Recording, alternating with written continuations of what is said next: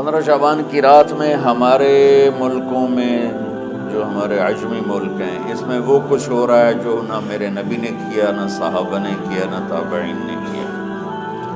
عجیب و غریب عبادات گھڑ لی ہیں، عجیب و غریب اس کے اعمال بنا لیے ہیں اپنی طرف سے، اور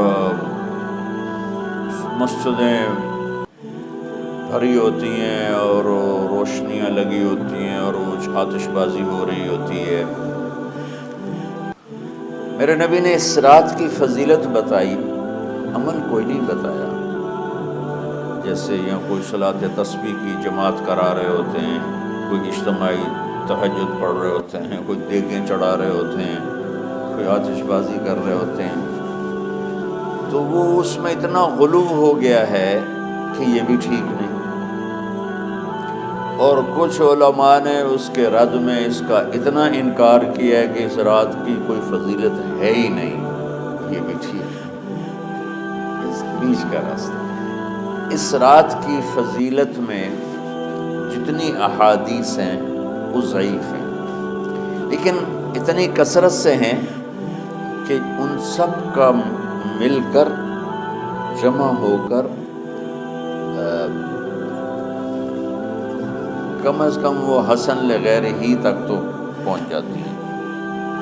اور ابن عثیمین رحمۃ اللہ علیہ نے بھی یہ لکھا ہے کہ زیادہ سے زیادہ ان احادیث کے مجموعے سے، چونکہ اگرچہ ضعیف ہیں لیکن کافی زیادہ ہیں، تو وہ حسن لغیر ہی تک پہنچ جاتی ہیں۔ تو حسن لغیر ہی سے کوئی عمل ثابت نہیں ہوتا، عمل ثابت ہوتا ہے صحیح حدیث کے سے۔ ایک احادیث کی کثرت سے روایات اور ایک امت کا عمل، کہ امت کا بہت بڑا طبقہ صدیوں سے اس رات کا اہتمام کر رہا ہے، لیکن کچھ عرصہ پہلے تک اہتمام تھا دن میں روزہ رکھنا، رات کو کچھ نوافل پڑھ لینا، کوئی 2 4 زیادہ پڑھ لینا، لیکن اب یہ ڈھول تماشے جو اب شروع ہوا ہے اس کا تو کوئی وجود ہی کوئی نہیں ہے۔ تو اس رات کو اللہ تعالیٰ نے مبارک بنایا، اور حدیث پاک میں آتا ہے کہ اللہ تعالیٰ اس رات میں ساری دنیا کے لوگوں کی بخشش فرماتا ہے، سوائے 5 آدمیوں، 5 کے سوا سب اہل ایمان کی بخشش ہو جاتی ہے۔ مشرک، المشرک، پہلا مشرک، دوسرا مشاحن، مشاحن کیسے کہتے ہیں؟ دل میں بغض رکھنے والا، کینہ رکھنے والا۔ تیسرا مسبل ازارہ، اپنے پاجامے شلوار چادر کو ٹخنوں سے نیچے تک لے جانے والا، لیکن ایک شرط کے ساتھ کہ وہ تکبر کی وجہ سے، سستی کی وجہ سے ہے، غفلت کی وجہ سے ہے۔ چونکہ جب آپ نے ایک مرتبہ اس کے بارے میں بات کی تو حضرت ابوبکر صدیق نے کہا یا رسول اللہ، میری چادر، عرب چادر باندھتے تھے جیسے ہمارے پنجاب کا لباس چادر تھا، اب وہ کم ہو گئے، ہماری تو بزرگ عورتیں بھی اور مرد بھی سب چادر باندھتے تھے، شلوار تو کسی کو پتہ ہی نہیں ہوتا تھا ہمارے بچپن میں۔ یہ تو پھر آہستہ آہستہ جب تعلیم آئی تو شلوار دیہاتوں میں بھی اور شہروں میں عام ہو گئی۔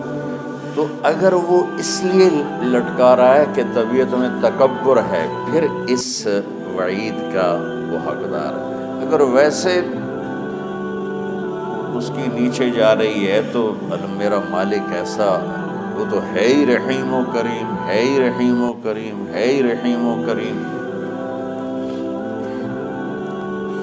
صرف شلوار نیچے لٹکانے سے وہ اتنی شدید سزا دے۔ اگر اس کے پیچھے تکبر ہے، پھر ہے، یہ تکبر نہیں ہے تو انشاءاللہ وہ اس سے معاف ہوگا۔ تو اپنی چادر کو لٹکانے والا، لیکن بشرط تکبر۔ کتنے ہو گئے؟ عاق لوالدیہ، ماں باپ کا نافرمان، نافرمان ایسا کہ دکھ دینے والا. چھوٹی موٹی اونچ نیچ تو ہر بچے سے ہو جاتی ہے، نہیں جن نے والدین کو ٹکڑے ٹکڑے کر دیا اور ان کو دکھ دے دے دے دے کے ان کا سینہ چیر دیا ہو، چونکہ آپ کہتے ہیں پرزے پرزے کرنا کسی چیز کو، تو اپنے دکھ دے کر اپنی بدتمیزی کے ساتھ اس نے ماں باپ کا دل زخمی کر دیا ہو، ایک یہ نہیں معاف ہوتا. 5واں مدمن خمر، مسلسل شراب پینے والا، مستقل جو شراب کا عادی ہو. ان 5 کو مؤخر کر دیا جاتا ہے. معافی نہیں ہونے کا مطلب یہ نہیں کہ اللہ تعالیٰ کبھی معاف نہیں کرے گا.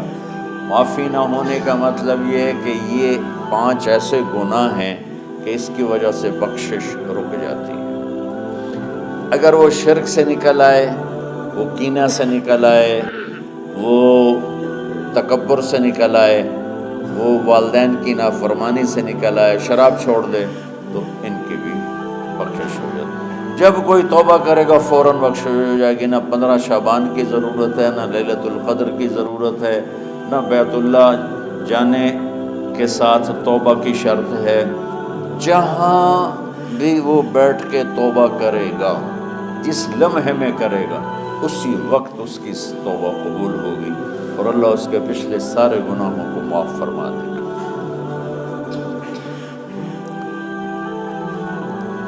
دن کا روزہ، رات کا قیام. زیادہ زیادہ قیام سے مراد نوافل ہیں، کوئی گھر میں پڑھ لے، کوئی مسجد میں پڑھ لے. نوافل نفلی عبادات گھر میں ہی افضل ہوتی ہیں. میرے نبی سنتیں ہمیشہ گھر سے پڑھ کے آتے تھے. تہجد اپنے گھر میں پڑھتے تھے، مسجد میں نہیں پڑھتے تھے. سوائے اعتکاف کے آپ اپنے نوافل سنتیں سب گھر میں پڑھتے تھے اور مسجد میں صرف فرض آ کے ادا فرماتے تھے. اور اس کے بعد بیٹھنا ہوتا تھا تو بیٹھ جاتے تھے، اٹھنا ہوتا تھا تو اٹھ جاتے تھے. تو اعتدال اللہ کو ہر چیز میں پسند ہے. دنیا جو مختصر ہے اس میں کیسے پسند نہیں ہوگی؟ آخرت جیسے معاملے میں بھی اللہ ہم سے کہہ رہا ہے اعتدال امتاً وسطا. ایسے عیسائیوں کی طرح ترک دنیا بھی نہ کرو، یہودیوں کی طرح دنیا کے پیچھے نہ پڑ جاؤ. رزق حلال بھی کماؤ، اپنے بچوں کو بھی دیکھو، اپنے فرائض کو بھی دیکھو جو دنیاوی ہیں، اور اللہ سے بھی اپنا معاملہ ٹھیک کرو اور درست کرو. بعد کے زمانے میں صحابہ کے بعد سے ہی ایک انتہا پسندی امت میں آئی. ساری رات جاگنا.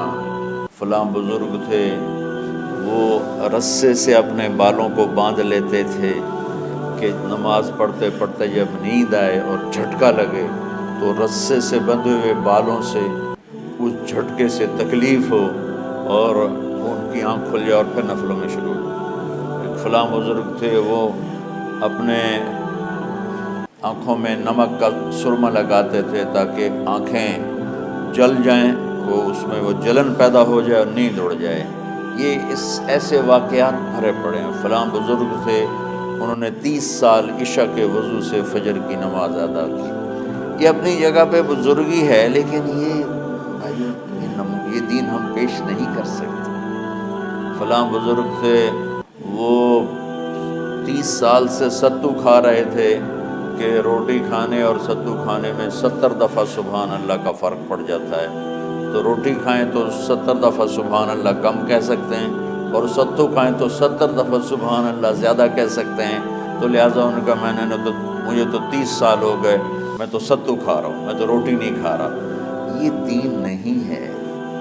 یعنی یہ وہ دین نہیں جو ہم انسانیت کو پیش کر سکیں. یہ تو لوگوں کو دوڑانے والی بات ہے.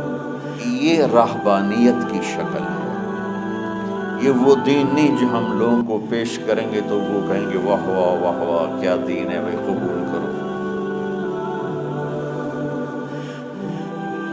یہ ایک قسم کا غلو آیا. میں ایک حدیث سناتا ہوں، بخاری شریف میں بھی ہے، مجھے اب ہر شے بھول گئی، لیکن وہ ہے نہی الغلو، اس طرح کر کے آپ لوگ زیادہ جانتے ہوں گے جو پڑھ رہے ہیں کہ غلو سے نہیں۔ حدیث آپ کو سب کو یاد ہوگی کہ 3 صحابہ آئے اللہ کے نبی کے گھر اور پوچھا کہ اللہ کے نبی رات کیسے گزارتے ہیں؟ تو گھر والوں نے کہا سوتے بھی ہیں، جاگتے بھی ہیں، کھاتے بھی ہیں۔ تو وہ تینوں آپس میں کہنے لگے وہ تو نبی ہیں، سوئیں بھی تو کوئی بات نہیں، اور شادی ہے کوئی بات نہیں، ہم تو نبی نہیں، ہمیں تو کچھ کرنا چاہیے۔ ایک نے کہا کہ میں ساری زندگی روزہ نہیں چھوڑوں گا، ایک نے کہا کہ میں ساری زندگی سوؤں گا نہیں، ایک نے کہا میں ساری زندگی شادی نہیں کروں گا۔ تو دیکھنے میں تو واہ واہ کیا بڑی بزرگی ہے بھائی، بڑے بزرگ ہیں۔ ہمارے نبی کو پتہ چلا، آپ نے تینوں کو بلا لی، کہا تم مجھ سے زیادہ اللہ سے ڈرنے والے ہو، میں تم سے انا اتقاکم یا اخشاکم، الفاظ آپ لوگ کو زیادہ یاد ہوں گے لیکن مفہوم میں صحیح پیش کر رہا ہوں۔ آپ نے کہا میں تم سے زیادہ اللہ کو جانتا ہوں، تم سے زیادہ اللہ سے ڈرتا ہوں، میں سوتا بھی ہوں، میں کھاتا بھی ہوں، میں روزے بھی رکھتا ہوں، چھوڑ بھی دیتا ہوں، میری بیویاں بھی ہیں، میں اپنی بیویوں کے پاس بھی جاتا ہوں۔ تم دین میں غلو سے بچو، پہلے امتوں کو ہلاک کر دیا دین میں غلو۔